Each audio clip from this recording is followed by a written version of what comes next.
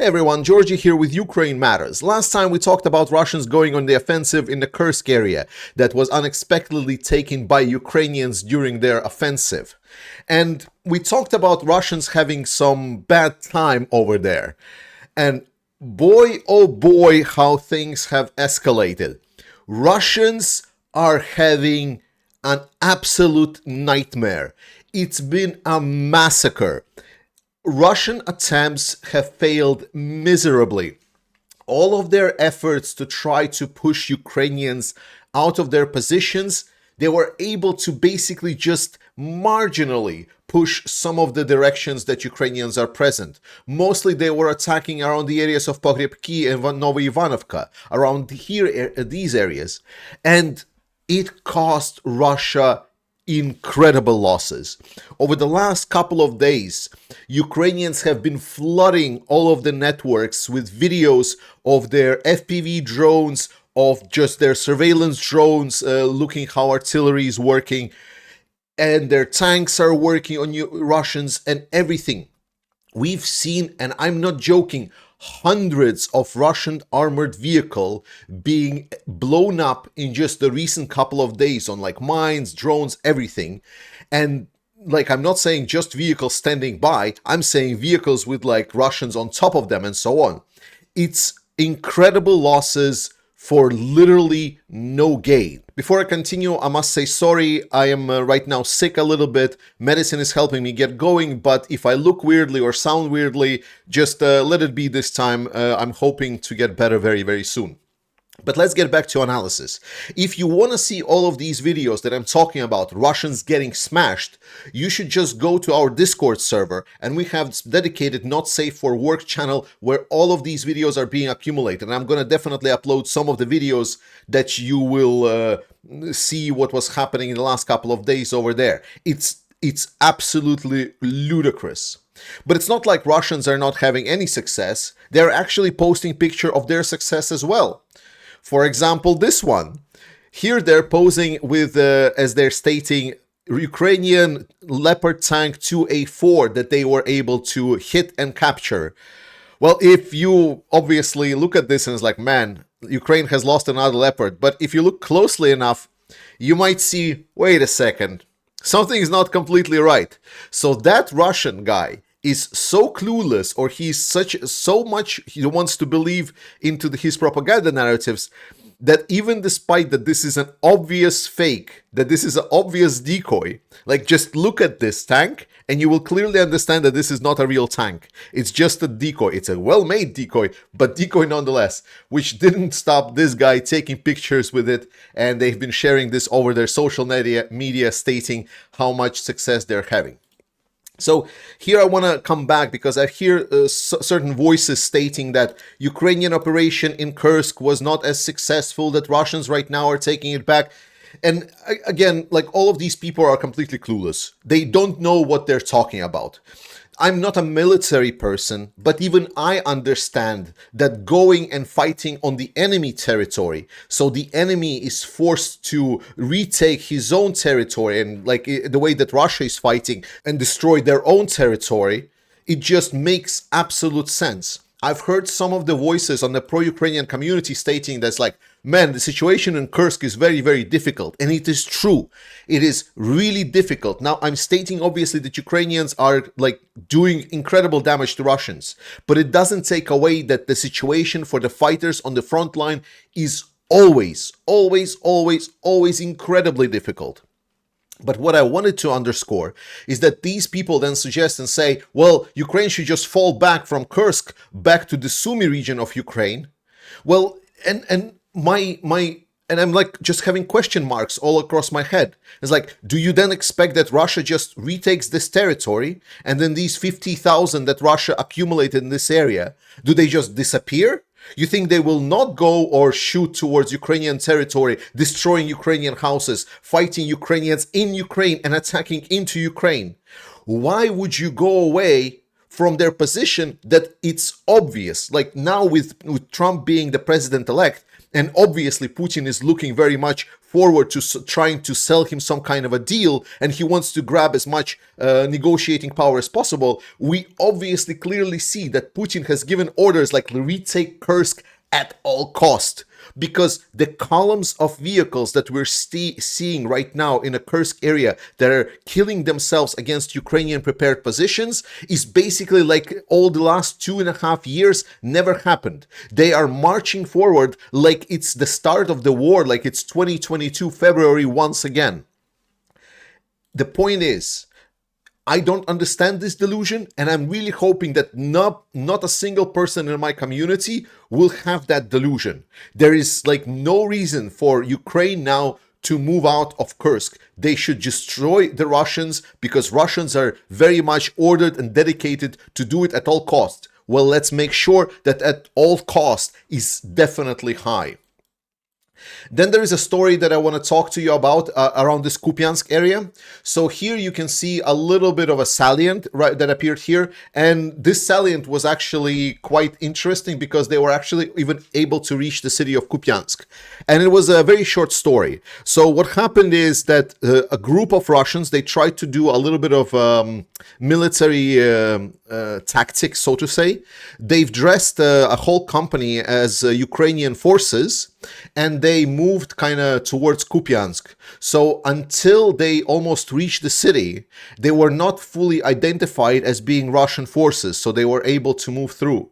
But since then, they've been already identified and destroyed, and now they're being pushed back. I'm going to remind you, for people that are following this direction, that even if Russians try to reach Kupiansk, they're going to be in a vulnerable position because of this area over here. Sinkivka, Sinkivka, Sinkivka. It's a major Ukrainian stronghold, and until Russians take that, all of their movements along this axis towards Kupiansk is very much subject to the attacks into the flank from Sinkivka. I'm not saying they're not going to get it. Like, I mean, if they kill enough forces in this area, they for sure can. I'm just saying that it's a very, very vulnerable position for Russians to be in. And so far, it doesn't seem to be very successful at all.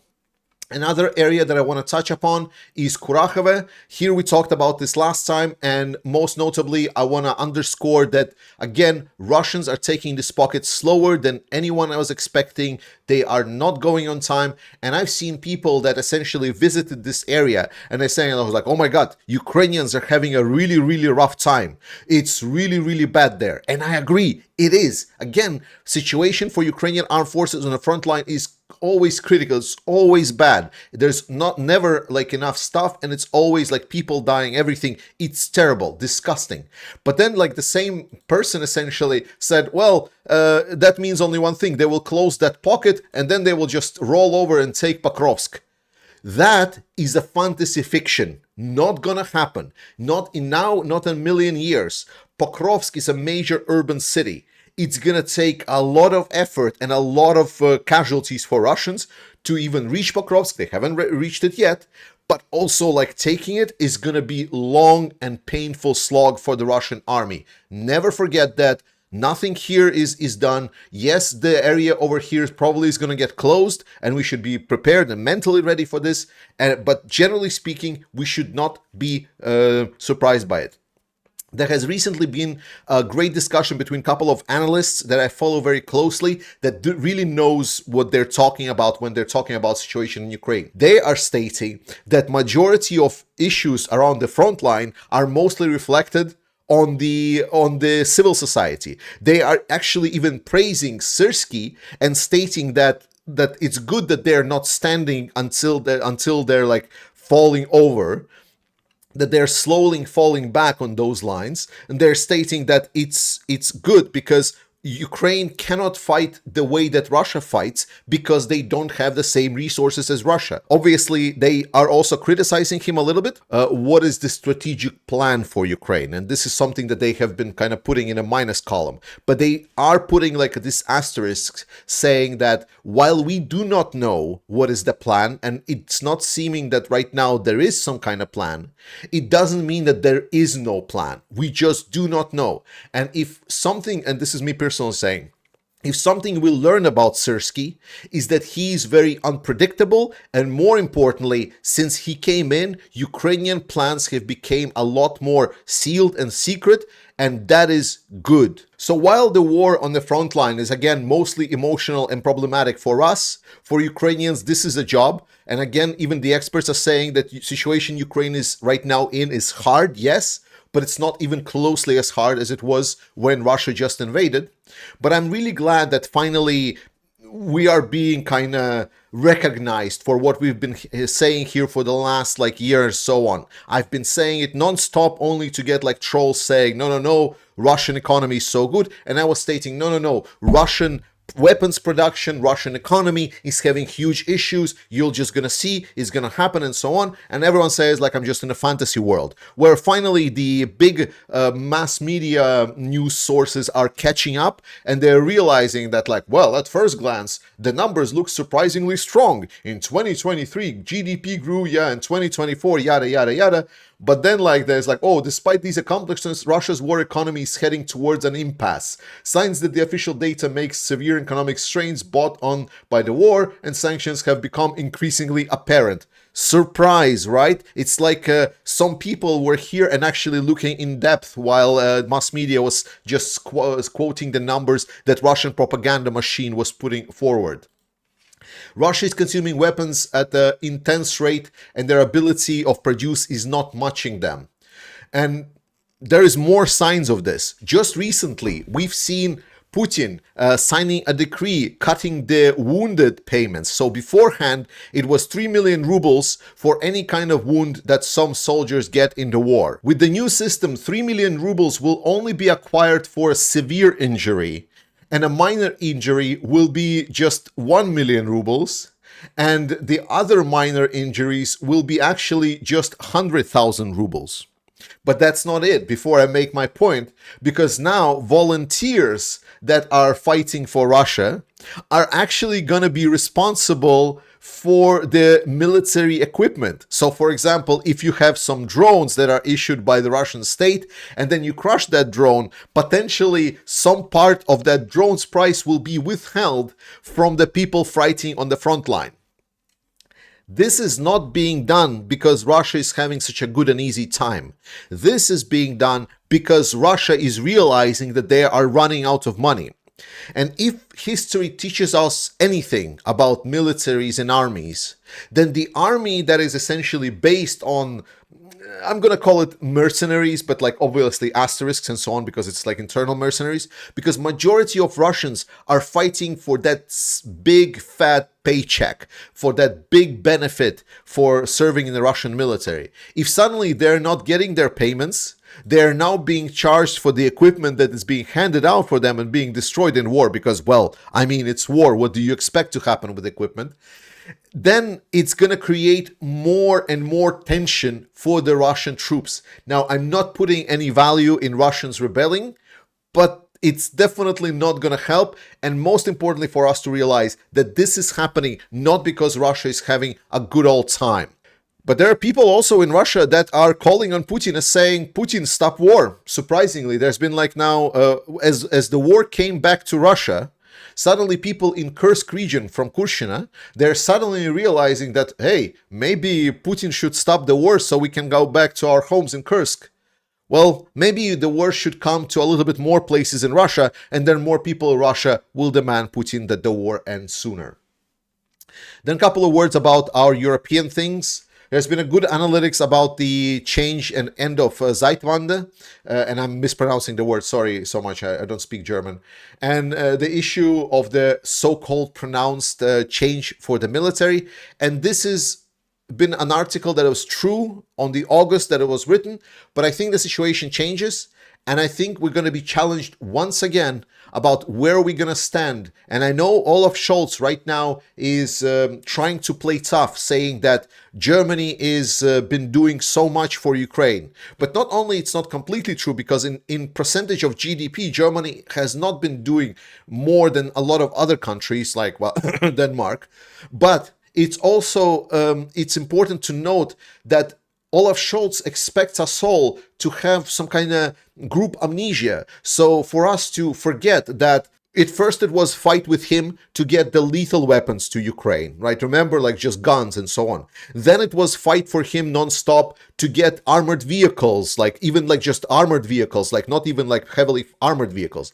Then it was a hard fight with Olaf Scholz to get tanks there. We needed to make like weird pressures. United Kingdom had to do underhanded tactics just to pressure on Olaf Scholz. Then it was fight to allow resale of vehicles that were all across the world used, like the components by Germany were used in other vehicles, and Germany didn't allow it there. Then there was the fight to get the F-16s allowed to go to Ukraine. At every step, there was this guy that was in the way, and he's standing, no, it will be escalation. Putin is going to nuke us. We're going to be part of the war at every single time. And he expects us to kind of just forget about it and just say, well, it's like, look at this. We helped as Germany so much. Yes, but not thanks to him, in spite of him. And I want us all to remember it very, very clearly. But more importantly, there has been like a very interesting development in Norway.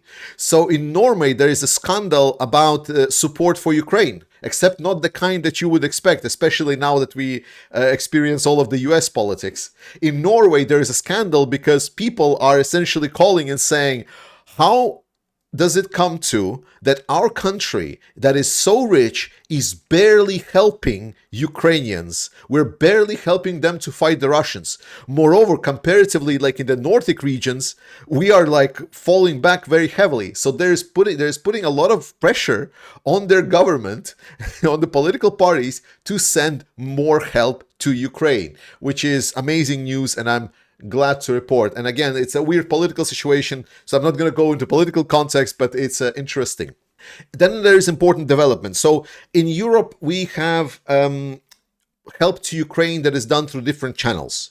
And one of the most important channels that we would want to be unlocked for Ukraine is that European Union as an institution, the super government institution, would be able to dedicate the funds of European Union, or like loans that European Union takes as a body, to be dedicated to Ukraine. And finally, we have some movement. For the first time, financing of weapon procurements for Ukraine is going to be happening through the European Union body. It is different from the individual states doing that, because now we're getting into like a big procurement. Like, think about it this way. If you're a small country and you want to buy some weapons, and this is a very rough example. If you don't want to buy weapons because you're a small country and you have a small batch, then it's like, well, for you it's going to be like this price. But then suddenly, if you're like a big group of countries like that has a lot of financial power, a lot of stability, you're going to get a lot lower rate if it's going to be a loan, or you have a lot more negotiating power compared to like other big companies, so you can get better prices for your purchases because there can be like long-term contracts and so on and so on. So I'm really happy to hear that, and it's great to hear that European Union again is slowly but surely moving up and stepping up to the occasion. United States, I guess it's better late than never, but apparently Joe Biden and Anthony Blinken that came in and talked with Europeans and Ukrainians, they said that they're going to be trying to get those I believe it's 7.4 billion that is over there, ability for Ukraine to get those. So they will try to push that Ukraine get that 7.4 billions of military aid delivered. I really hope about this. We're going to talk about what Trump does when Trump does it, so I have something concrete. Right now it's rumors, so I'm not touching it, but it's great to hear that better late than never. And I blame Joe Biden a lot for this strategy of escalation. I would much rather see Ukraine just win. Then there was the story that I didn't really cover because it was a niche story and there was a lot of like muddiness in there, so it was not clear. So supposedly, like, this guy, maybe you don't know him. So this is Serhiy Sternenko. Now, he's obviously a controversial figure, but during the war, he became one of the biggest, if not the biggest, drone providers to the Ukrainian military, the FPV drones specifically. He has been producing them, like, not producing, but providing them by thousands to the Ukrainian armed forces. And supposedly, basically there was like, he talked about the problems of Ukrainian military. Again, I'm stating that it's important for Ukrainians to talk about the problems in their military. And it was said that that apparently General Syrsky created some kind of a call for him to be drafted, because like he was actually already participating in warfare, but it was like a muddy story that General Syrsky wanted to get him drafted because he didn't like the critique of armed forces. So thankfully this whole story, without the much context, has been now resolved. General Syrsky met with a lot of these prominent bloggers in Ukraine, and they were able to voice their concerns about the situation on the front line and how the frontline forces are feeling it. And potentially General Syrsky was able to reinforce some kind of notion of where Ukraine is heading. So it's good that there have been some cleared air. So just good to know. Finally, a couple of words that I want to say. So Blue Sky, I've told last time that I've made an account on Blue Sky, and boy oh boy, what a great experience it was. So when I came to Twitter, it was basically when Elon almost already bought it. It was right before that, and I never experienced Twitter like when it was like good, so to say. So for me, it seemed that it was always this toxic hellhole where there's a lot of weird propaganda narratives, and like every time you read it, you feel frustrated and angry. And now there is this Blue Sky. So Blue Sky is a competitor to Twitter, and there's been like a huge migration. After the election of Donald Trump, over 1 million users joined Blue Sky instead, including myself. And it is so good.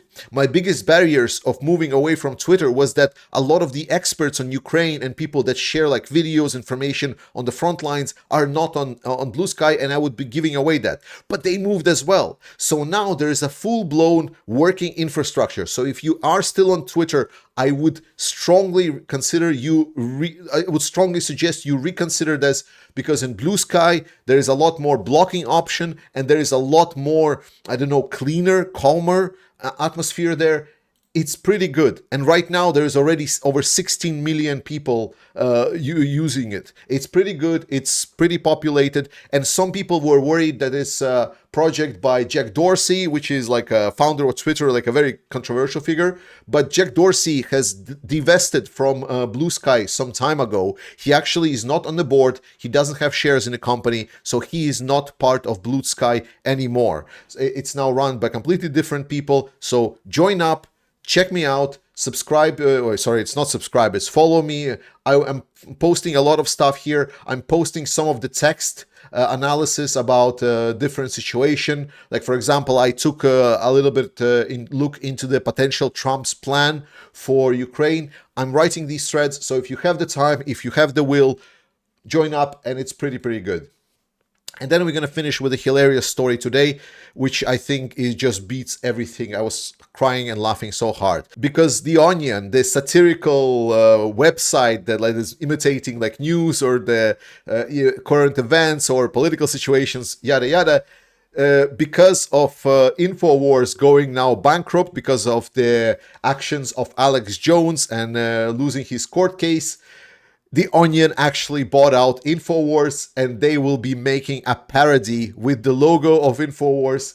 So Infowars will now gonna be actually talking probably about gay frogs with at least less seriousness than it was talked about before. So thank you so much for watching this, guys. Please continue participating in our ongoing fundraiser that we're doing for the Ukrainian Armed Forces. We're over 65,000. Let's get those trucks to Ukrainian Armed Forces. Let's get those drones. I love you. Slava Ukraini, and I see you next time.